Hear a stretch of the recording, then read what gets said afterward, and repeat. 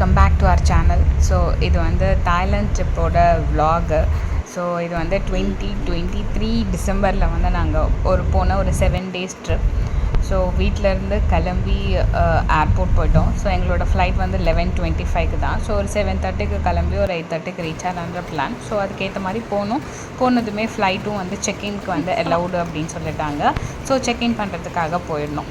So check in இந்த ப்ராசஸில் முன்னாடி வந்து ட்ராலி வந்து 2 ட்ராலி ஆளுக்கு ஒருத்தருக்கு 2 ட்ராலி அப்படின்னு பிளான் பண்ணியிருந்தோம். பட் ஒரு சில ஃப்ளைட்ஸில் வந்து இப்போது US ஃப்ளைட்ஸ், UK ஃப்ளைட்ஸ்லாம் போனீங்க அப்படின்னா ஒரு சிங்கிள் பேக்கில் தான், அதாவது 25 kg நம்ம செக்இன் போட்டிருந்தோம்னா 25 kgமே ஒரே பேக்கில் தான் எடுத்துப்பாங்க. ஸோ 2 பேக்காக எடுத்துக்க மாட்டாங்க. ஸோ அதே மாதிரி ஏர் ஏஷியாலையும் அப்படி தான் இருக்குமோ அப்படின்ற ஒரு டவுட் இருந்துச்சு. ஸோ அதெல்லாம் நிறைய வீடியோஸில் பார்த்து கிளாரிஃபை ஆகிட்டு கடைசியில் ஓகே 2 ட்ராலி அலௌட் போல் இருக்கும் அப்படின்ற ஒரு டவுட் சஸ்பீஷியஸ் இருந்தது. பட் ஸ்டில் வந்து அந்த செக்இனில் வந்து எங்களுக்கு 2 பேக்கேஜுமே எடுத்துக்கிட்டாங்க. ஸோ தாய்லாந்து ஃப்ளைட்ஸில் வந்து எலக்ட்ரானிக் ஐட்டம்ஸ் இருக்கக்கூடாது. ஸோ போர்டிங் பாஸ் வாங்கியாச்சு. செக்இன் முடிச்சுட்டு அதுக்கப்புறம் செக்யூரிட்டி கிளியரன்ஸ்க்காக வெயிட்டிங்கு. ஸோ செக்யூரிட்டி கிளியரன்ஸ் முடிஞ்சதுக்கப்புறம் நம்மளோட இமிக்ரேஷன் செக் வரும். ஸோ இமிக்ரேஷன் செக்கில் தட் மீன்ஸ் தாய்லாந்தில் வந்து அப்போ வந்து வீசா ஃப்ரீன்றனால நம்மளுக்கு வந்து வீசா இல்லை. பட் வந்து இங்கேருந்து நம்ம போகிறனால அந்த எவ்வளோ நாள் எதுக்காக போகிறீங்க அப்படின்ற கொஷின்ஸ்லாம் வந்துருந்தது. ஸோ அந்த கொஷின்ஸ் எல்லாம் முடிச்சுட்டு 2 பேருமே இமிக்ரேஷன் செக் முடிஞ்சுட்டு போர்டிங் கேட்டுக்கு வந்து போய்கிட்டு இருக்கோம். ஸோ போர்டிங் கேட்டில் வந்து போயிட்டு அதுக்கப்புறம் எங்களுக்கு ஒரு 1 hour வந்து டைம் இருந்துச்சு.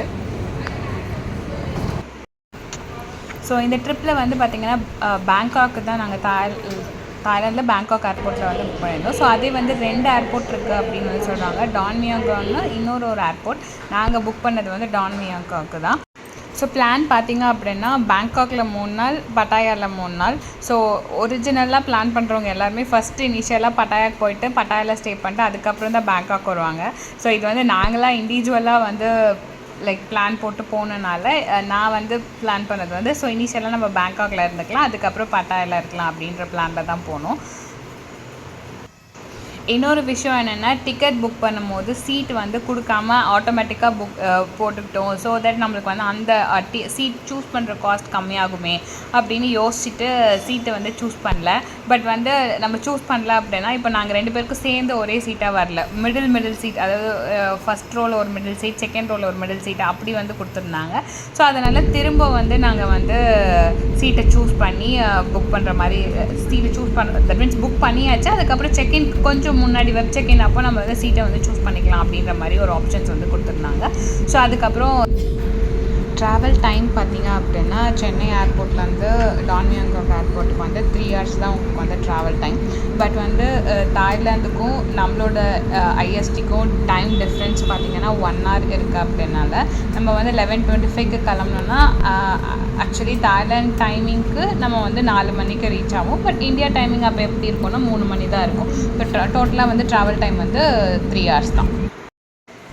அதே மாதிரி நீங்கள் ஃப்ளைட்டில் ஏதாச்சும் வாங்கணும் அப்படின்னு நினச்சிங்க அப்படின்னா கேஷ் யூஸ் பண்ணி தான் வாங்குற மாதிரி இருக்கும். பிகாஸ் மேலே இருக்கனால நம்மளுக்கு நெட்ஒர்க் இருக்காது. ஸோ வந்து உங்களோட கார்ட்ஸ் எல்லாம் வந்து ஒர்க் ஆகாது. ஸோ நீங்கள் மேலே ஃப்ளைட்டில் வந்து ஏதாவது பர்ச்சேஸ் பண்ணணும் அப்படின்னு நினைக்கிறீங்க, இன்கேஸ் ஃபுட்டு ட்ரிங்க்ஸ்னால் கூட அதுக்கு வந்து நீங்கள் கேஷை வந்து ரெடியாக இருக்கிற மாதிரி வச்சுக்கோங்க.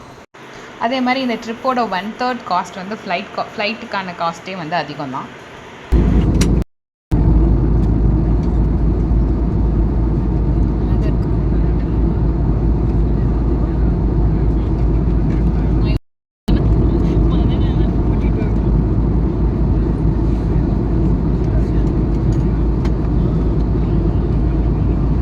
பாலில் போட சொன்னால் தண்ணியில் போட்டு வச்சுருக்காங்க. புருஷன் பேச்சா கொஞ்சம் மேலே கேட்கணும். கேட்கலன்னா இப்படி தான் மூஞ்சி மாறுது பாரு.